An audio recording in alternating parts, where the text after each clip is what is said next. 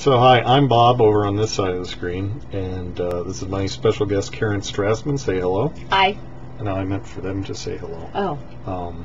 So thank you, Karen, for showing up, and I really appreciate you being here. My class is excited. They had some really good questions, so let's get right to it, shall we? Question 1, what is the capital of Montana?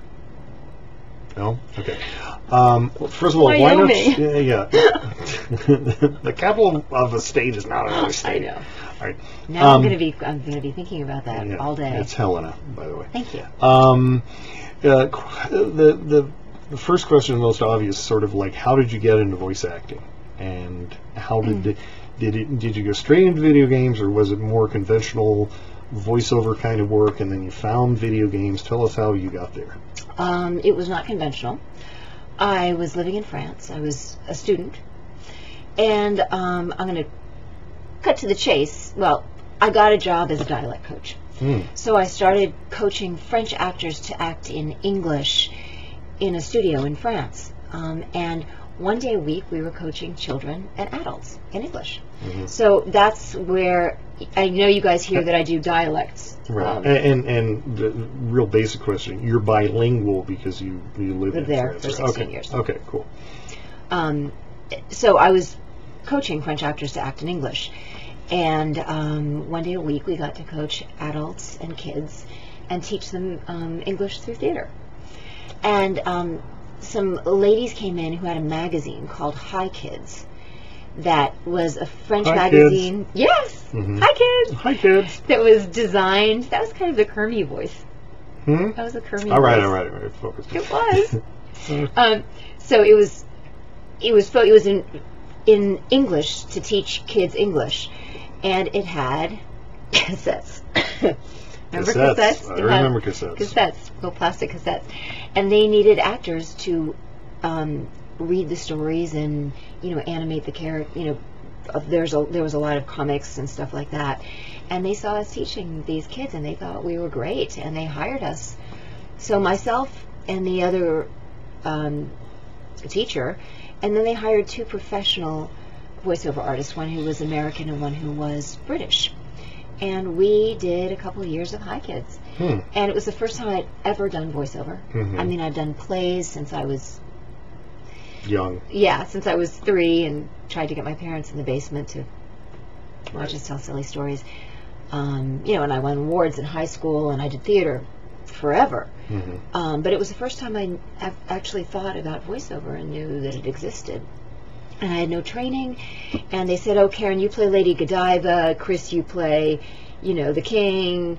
Or, they said, "Oh, play Pocahontas and do an accent of an American Indian." And I said, "Okay." Right. So I went home and I would research it, and or they'd say, "Oh, you do the little British girl, and you do," and we just had to, on the spot, over the day of preparation, come up with these characters. And it was my first taste of voiceover, and I actually learned how to do little boys.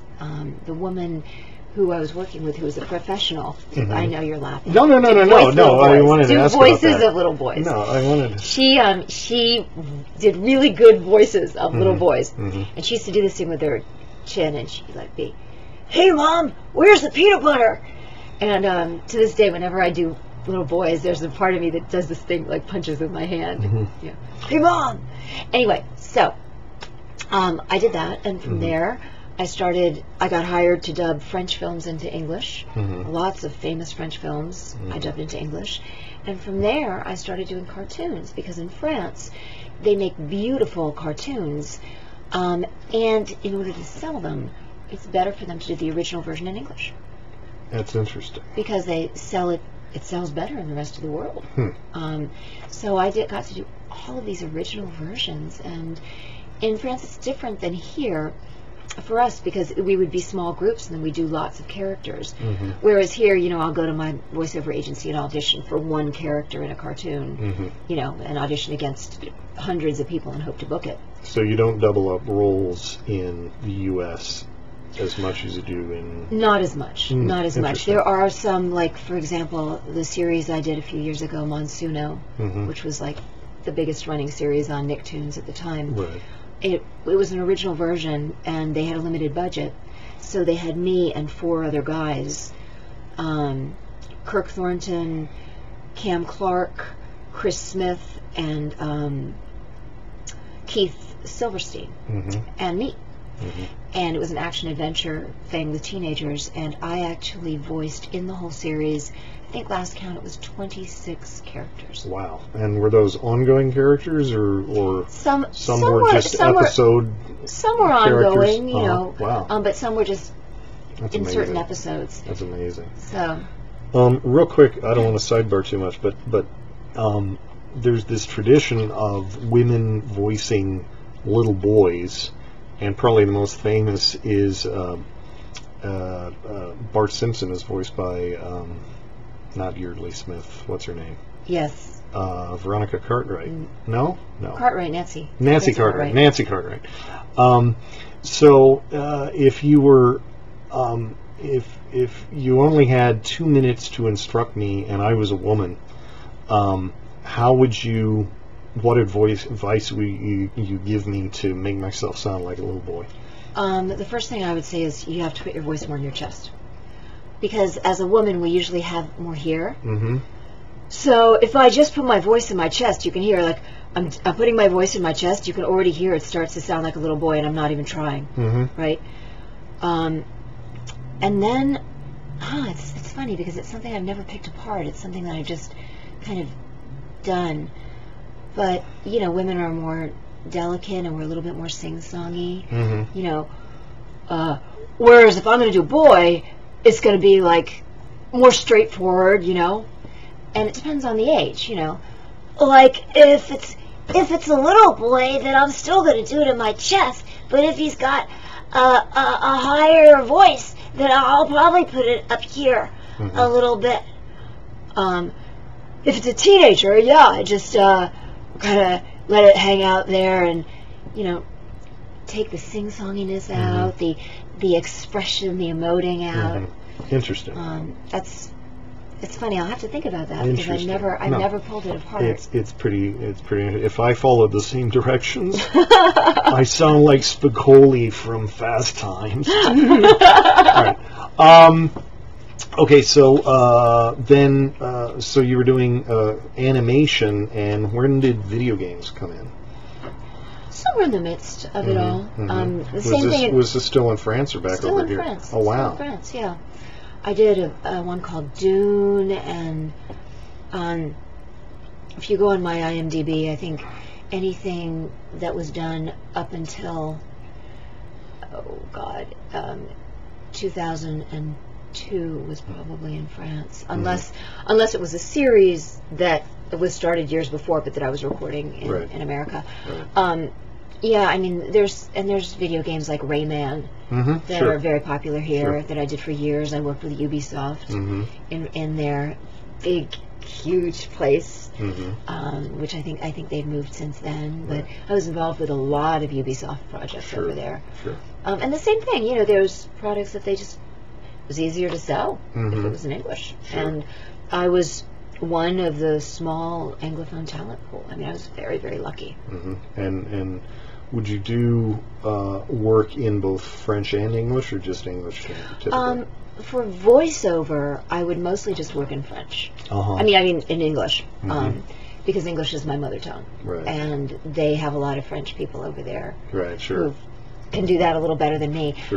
So for voiceover, it would almost always be English, but there was so much work to be had, because there was so much product that they needed done in English, that I was very, very lucky. It was fantastic. On camera, because I did films and TV in France, I did tons of French TV. That was mostly in French. Wow, interesting. And in theater, I did a lot of theater, and most of the theater was in French. Wow. Some American plays, but a lot of French stuff. It always fascinates me when someone can pull it off in another language and be really good.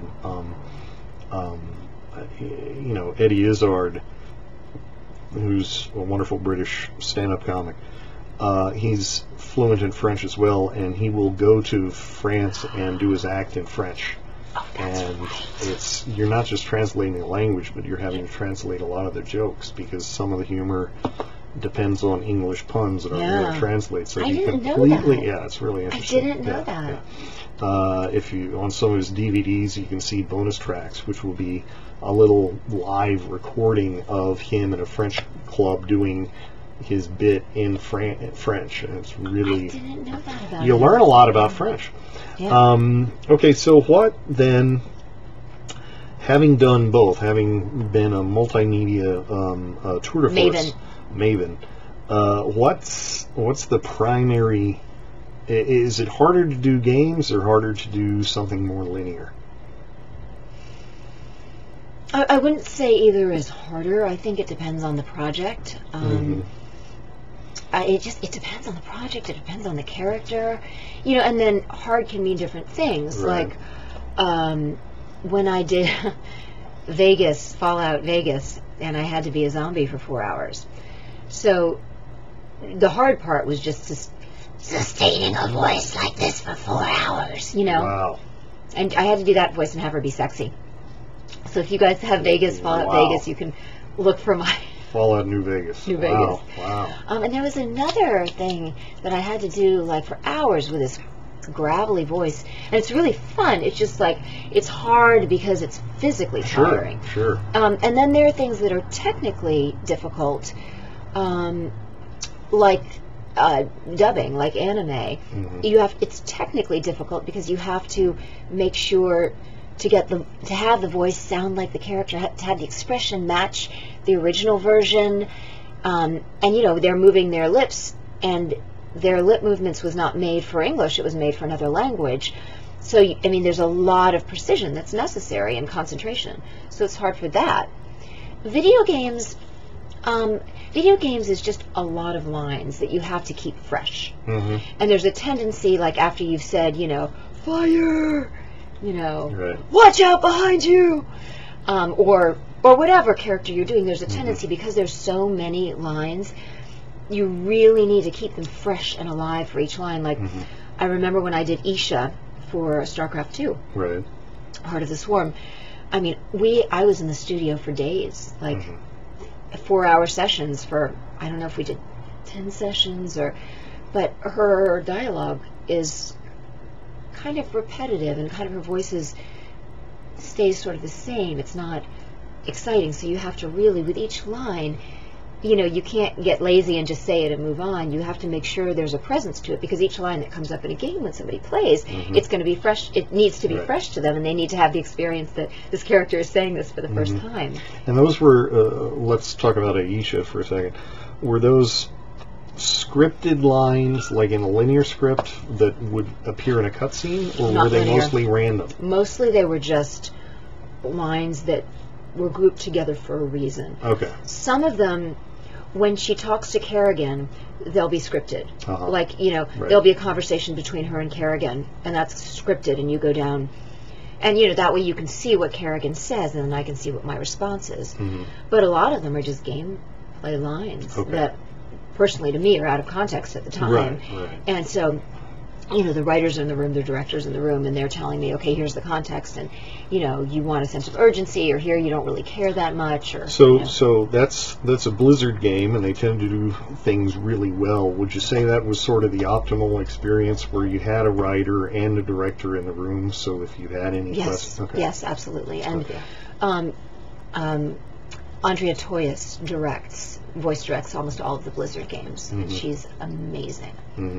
And again, you have writers in the room, and then if they don't know if there's a question, they just pick up the phone and call Blizzard. Right. So, okay. And so I've heard those discrete lines called many different things: alts, barks, but to me, it would be one of the hardest things, not just to act, but also to write. How do you write 24 different ways of saying I'm out of ammo? Yeah. And you see that, it's like, it's exactly that. I'm out of ammo, or, need more ammo. Guys, more ammo. And it's, again, you have to make it fresh each time. And sometimes they'll be like, okay, a little less intense or a little more intense. When you're directed that way. When I'm directed that way. Okay. And often the direction will be there on the page for me, maybe Right. next to it. Right. Okay. If you're lucky. If I'm Okay. lucky. Now that's the optimal situation. What, without naming names, or go ahead and vent if you want to name names. Can you think of a video game session you've done where it was less than optimal? I think.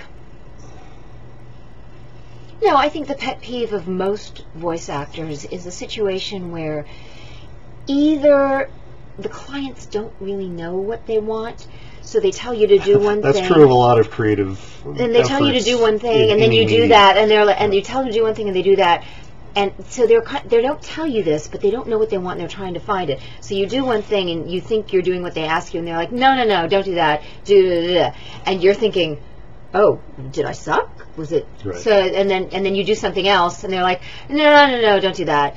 Do like it, you're angry, and you do. No, it doesn't work. Try, and you're kind of like. Right. And then they end up taking the first take that you did. But I mean, I guess that's our pet peeve. Or if there are a lot of clients in the room and everybody has their opinion. And that's what the director is for. Because Right, if there's sure. clients or writers and everybody has their opinion, Right. what they do is they take the talkback button off and they sit and they discuss, like, well, I think she should be, well, I don't know. Right. And you just kind of sit in the booth and wait. Right. And you wait and they talk. Right. And then the director will like go on talkback and say, okay, we want it a little angry but not too angry, and a little faster than the last time. Oh, guys, faster, right? Yeah. Okay. And the director will try and synthesize all the different people, and that's great, because if you have a session and all the clients are giving you directions at the same time, it's horrible. Which is why a good director who can synthesize that. Right. A good savvy director. One of the videos I'm going to assign you guys, this week is a really cool video I found about the writers of the new Gears of War, and they described a process where they'd write the lines, they'd have the lines recorded, the engineers would implement the lines into the level, and then the writers, would play through the level and see whether the lines were working. Cool. And then if it didn't work, or if they wanted to change it, they'd call the talent back and do pickups and redos. Have you ever been involved in that, or has it always been, this is my session for this game and we're done? No, I mean, I have pickups and redos and add-ons. Oh, you do? All the Okay, time. good. All the time. Okay. Yeah, all the time. That didn't used to be the case back in the day, so it's interesting that they're, certainly on big budget games where they can afford it, they're doing that. All the time. That's cool. Yeah. I mean, and I don't always know why. So, it might not be for that reason. I mean, it might not be that they've tried, it doesn't work. It might be that they've added another scene, Sure. or they don't always tell me why. Sure. They're just like, oh, you have pickups. Mm-hmm. Come in for pickup session, or, That's awesome. Okay. Okay, so do you play games yourself? No. Okay. I play Boggle All right. on my iPad. That counts. I play Angry Birds sometimes with my nieces and nephews. Okay. And Bejeweled sometimes. Okay. I didn't get into video games via being a video game geek, and Right. some of my compatriots have. I just love acting and doing the voices so Sure. much, and the other thing is, it would be fun to play them. I am so busy that I literally don't have time. Like, I come home late at night, and I can that's relate. when somebody pulls out a video Yeah. game, and that's when, like, I have to answer emails, I have to pull up my Right. scripts for the next day, I have to read scripts, I have to schedule, and then the other thing that for me is just a step ahead of watching video games is because I do on-camera episodic television. I need to watch some TV and Right. keep up with what's If you're going gonna be on numbers, you need to yeah, watch the and numbers. what's interesting is, for video games, when they give you a reference for the character, it's rare that they give you another video game character reference. Usually they give you a TV reference. Interesting. Like Game of Thrones. Okay. She's this character in Game of Thrones. Wow. She's, like, I just had something yesterday, she's Tina Fey or Amy Poehler in this. So all the references for most voiceover are like more TV references. Like I don't usually get, it's like this video game character unless they're really trying to sort of match, Right. Laura Bailey's voice or somebody else's. Who's Laura Bailey? Laura Bailey is a wonderful, successful, like these guys will know. Okay. You guys Okay, know cool. who she is. All right. She voices a lot. Cool. So speaking of wonderful, successful, a couple of our students have said Persona 4 is like their favorite game in the world, and they got really excited that you were in Persona 4. So do you remember that? Can you tell us about that experience? What do you remember about Persona 4? I have an immense affection for Persona. You guys probably know I voiced both Aigis and Nanako. And you haven't played this game. No, I haven't played that. Yeah, one. there's only like Okay. thousands of video games to play. Remember the part about and this is coming home and getting on your computer. Well, it's not that I'm comparing either of us to Quentin Tarantino, but I heard him interviewed on Charlie Rose one time, and he was on a round table with a bunch of critics, and they were talking about the best films of that year, and they kept turning to Quentin and said, well, what did you think about this? And he kept going, the problem with making movies is you don't have time to watch other movies. And he was saying this not just, sorry, like an excuse, but he was really bemoaning the fact that he didn't work in the video store anymore where he could just live, breathe, and watch as many movies as he can. I'm in the same boat. Yeah. I have a stack from here to the floor of physical games that I haven't played yet, and I don't know how many terabytes of digital games are on my hard drive that I haven't gone to. So I haven't played Persona 4, but you have, and these two characters, were they both girls? Was it a boy and a girl? Aigis is a robot. Okay. And I think one of the things that makes Aigis so popular, and one of the reasons why I personally have an immense affection for her, is that she's a robot, but she wants to be human. And she wants to experience love. And at one point in one of the games, she's willing to give up her powers to experience what it's like to feel love. And I think another thing that is very, very dear about Aigis is that throughout the games, she's different levels of robot. Like sometimes she's become more human. So as a robot, she would talk more like this. But when she becomes more human, then she starts to talk more like this. And so, and whenever we're working on Persona games, they have to tell me like what level of human How am I. robot-y she is. Yeah, Right. yeah, because in the different pages and where it is in the game. But I mean, she's wonderfully endearing because of that, and she's also a badass. But she's very cute. Nanako is one of my favorite characters. Nanako is a little girl with pigtails. How young? 6-ish, 8-ish? 6, 7. Okay.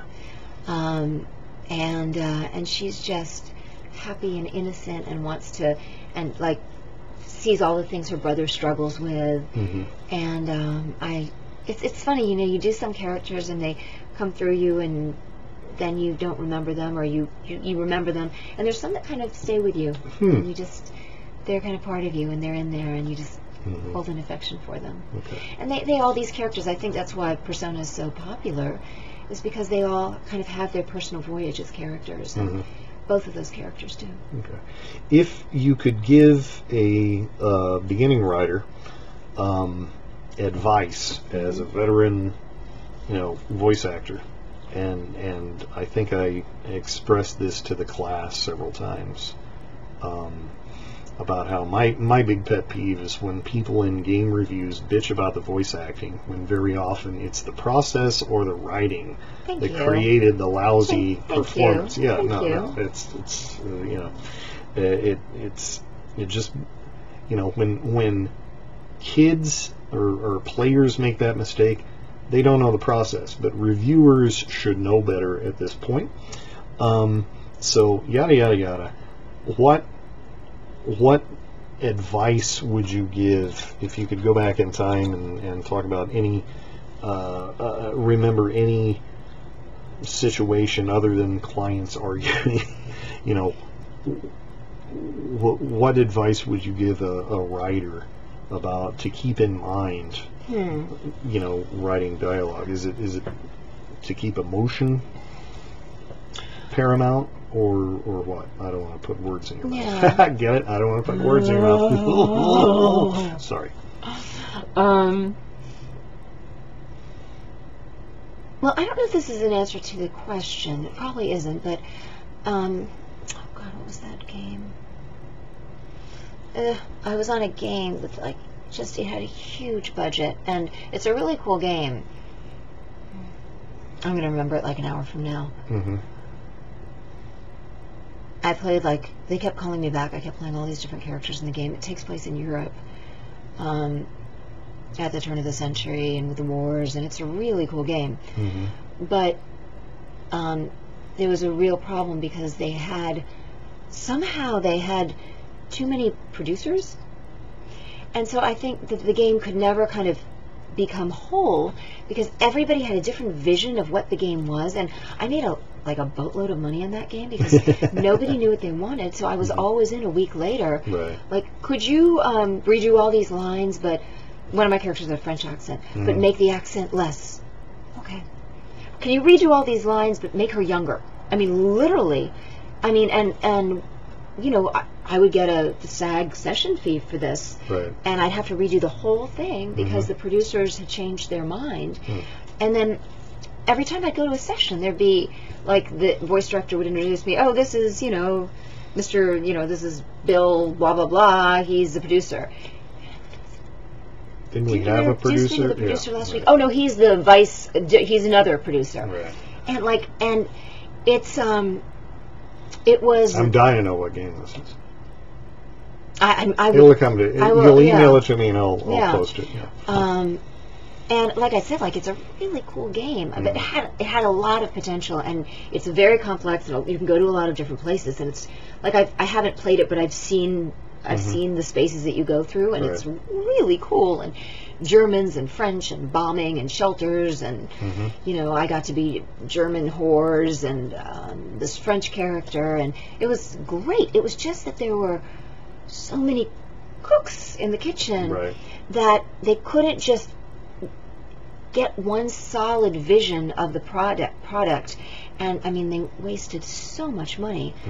And I mean, and I don't mean to bad talk these people because I think they're all incredibly talented people. Why? But I think they all had a little bit of a different vision. So I know you asked me a question about talking to first-time writers, but I think something that is really, really important when you're writing, because you're never going to write in big time. You're never going to write alone. You're never going to just be your own producer, your own writer. Usually you work with a group of people, and I think it's really important to be on the same page with the other writers, and to make sure that everybody's on the same page with the content. To collaborate. Yeah. Collaborate. Because we feel that it's, and then we're not quite sure what we're doing. Oh, well, she was this last time, but now you want her like that. That's really interesting. What else would I say about the writing? I don't know. I mean, it's true that good writing just is magic, and bad writing you can feel. It's I know some writers will read their stuff out loud to see if it works, and I think that's a really... That's a huge thing. We're doing dialogue this week, I think, and the two tips I always give for writing dialogue is read, well, this isn't just true of dialogue, it's true of anything. Read it out loud, at least in your head, when you read it over, so that you can figure out if you have jumbled syntax, if you're missing commas where you need to pause and think or whatever. But my other favorite dialogue exercise is to surreptitiously record people. Like if you've got a roommate and his or her girlfriend over, just throw a recording device and just grab a couple minutes of dialogue. It doesn't need to be dramatic really dialogue. Cool. It can be them trying to figure out where to go to dinner or whatever. And then take that back and transcribe it and look at it. So type it up in script format as you would, And what you learn from that is that people don't talk in complete sentences. They talk over each other. They talk. They rarely finish sentences. And that real dialogue is sloppy and messy. And your challenge in writing dialogue is that it's not be sloppy and messy, but it seems natural. It feels real. Yeah. And Mamet, you've probably done Mamet in your career. Mamet is a master of I did Oleana. really good dialogue that seems as sloppy and as natural as people But talking. as precise as, Yeah. That's cool. That's a great exercise. That's cool. It's just no. And the cool part is don't get caught recording your friends. But you learn so much from that. Okay, so the other thing I just want to say what's is that sometimes we rewrite stuff in the studio. And some of the reasons we rewrite it is stupid reasons, but things you don't always think about. Repetitions of words. Like, so if in a sentence you have very twice, and sometimes writers don't realize it, but there's a lot they of should times, though. I know, and but that's there's a where lot of reading times, back over your there's a stuff. lot of times we rewrite, we have to, because it's like, and I'll say, I'm repeating this word, do you want this word repeated? And the director's like, the writer, they're like, no, change this. And we there's a whole bunch of rewriting because of stuff like that, like things, repeated word, Right. And I think there's more of that in discrete line recording than script pages. Yeah. Because with a linear script, that's been read and reread several times before you ever see it. Yeah. And with just the sheer volume of lines that need to be typed into Excel before your session starts, there's very little review. And I think that suffers. So you're doing your own you're doing copy editing for the writer, and when you're doing it, it's costing bucks up because you're running your meter, the engineers are running their meter. True. It just takes a lot of time versus had the writer taken the time to go through and read all the stuff out loud and just double check. So I think that's a real good point. Before I say thank you very much, tell us where we can find you next. What are you working on, or what have you put in the can that's going to be released soon, or where should we look for Karen next? Well, it's always kind of fun to have to answer this question because I'd say half of the projects I do right now are NDA. Really? Yeah. I mean, and there's some really cool ones that I'm like, awesome. What are you talking about? That's great. But they're NDA. Sure. I can't say a word. Sure. Let's see. In terms of, oh my gosh, every single video game project I can't talk about. I can't. All right. Nothing's come out this fall? I mean, there's things that came out a few weeks ago, like Helsing. Van Helsing has been really popular. Not the video game, but the series. And I play Henkel on that, and it's really gross and really cool. Bleach just ended. It's over. Right. And let's see, what else? The Personas. Aren't they doing a sequel? Out. Aren't they doing a sequel to Bleach called Fabric Softener? They might be. No, they might not be. Even? I don't know. Not even a chuckle, really? I might. No. I might play Fuzzy or something. Sorry. Okay. That's funny. Cool. I will be on. I have a guest star role in Workaholics. That cool show, Workaholics. On Comedy Central. That's everybody's right? guilty pleasure. Awesome. In January. Oh, cool. We will look for you there. Like a spicy role. And I've been shooting a bunch of movies recently, which won't be out for a while, so I won't tell you guys to look for them. Let's see what else. I'll let you know. Okay. It's just so hard because there's a bunch of cool projects, and I can't say anything. So this is a good excuse to follow you on Twitter at what is it? Karen Strassman. Karen Strassman. At Karen Strassman. And I have a Facebook fan page, which is just Karen Strassman fan page, and I try and go on both of those at least once a week and answer any questions and Very cool. correspond. So. Awesome. All right. We'll see you in social media, and thank you so much for taking the time to visit with us today. And you guys, good luck with the writing and with all the projects. I hope you do some really cool stuff. Thank you.